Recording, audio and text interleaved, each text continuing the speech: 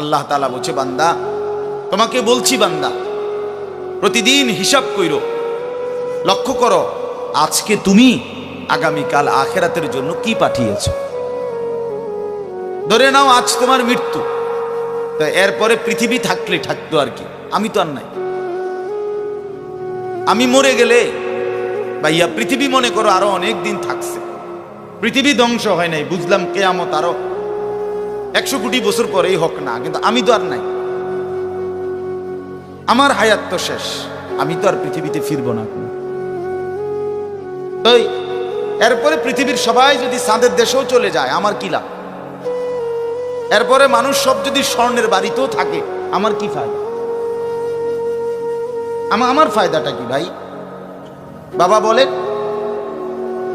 সুদের টাকা দিয়া, ঘুষের টাকা দিয়া, হারামের টাকা দিয়ে, আল্লাহর নাফরমানি করে, অবৈধ পন্থায় হারাম রোজগার করে ঘরবাড়ি দিয়ে গেলেন, ছেলে পেলে করে, তো ছেলে পেলে করে দিয়ে গেলেন, কিন্তু আপনি তো থাকতেন না, আপনি তো খুব অল্প সময়ের ব্যবধানে কবরে চলে যাবেন, তো সেই কবরে কেমনে থাকবেন? তো নিজের ঘরকে অরক্ষিত করে, নিজের ঘরে ডাকাত রাইখা আপনি বুঝি আরেকজনের ঘর বাঁচাইতে গেলেন। আপনার ঘরের আগুন লাগছে, আপনি বুঝি আপনার ঘর নিভাইবেন না। এই বোকামি আমাদের বয়স্ক লোকরা করেন।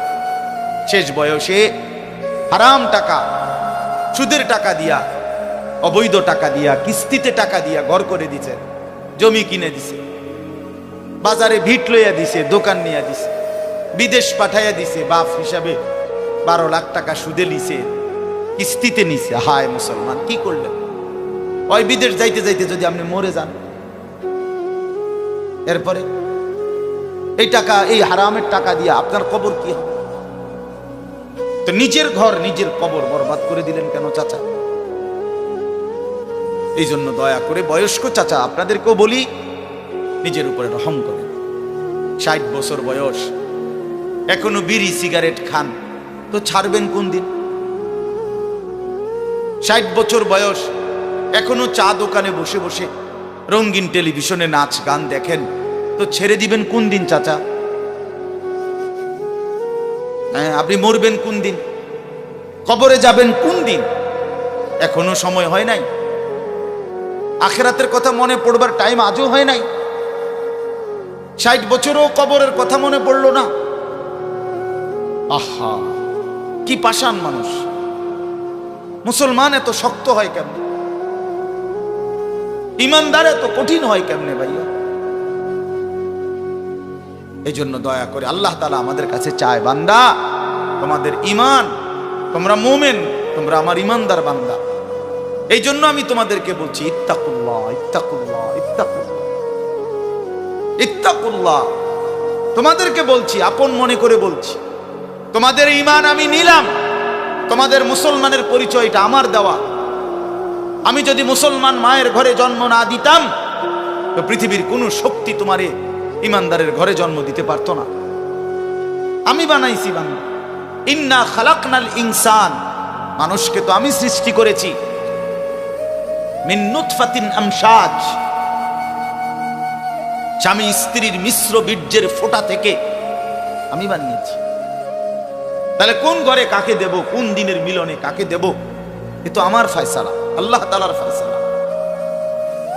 এই জন্য বাপ আমার, আল্লাহ তাআলা আমাদেরকে ঈমান দিয়েছেন, আমাদের মুসলমানের পরিচয় দিয়েছেন। আমি 72 বছর বয়স, এমন বয়স্ক লোক, উনি হিন্দু, ওনারে আমি কালেমার দাওয়াত দিছিলাম 2.5 ঘন্টা, 3 জন আলেম নিয়া 2.5 ঘন্টা আমি উনারে বুঝাইছি। উনার 2 ছেলে মুসলমান হয়ে গেছে, মুসলমান বড় হয়ে গেছে, ওরা বাচ্চা কাচ্চা নিয়ে সংসার, কিন্তু ওই চাচা 72 বছর বয়স। আমি নিজে অজরে কাঁদছি বেচারার সামনে, ওই চাচার সামনে চোখের পানি ফেলে কাঁদছি। আমরা 3 জন মাওলানা কাঁদছি ওনার সামনে, যে চাচা আপনার 2টা ছেলে মুসলমান, আপনি কালেমাটা একটাবার পড়েন, আপনি জাহান্নামের আগুন থেকে বাইচা যাবেন। উনি বলতেছেন আমি এটা পড়বো না, পড়ে নাই, একবারও বলে না। তখন আমি আমার সাথীদেরকে বললাম, দেখেন 72 বছর জীবনের চলে গেছে, এই লোকটার জবান দিয়া কোনোদিন তার মালিকের নাম উচ্চারণ হয় না।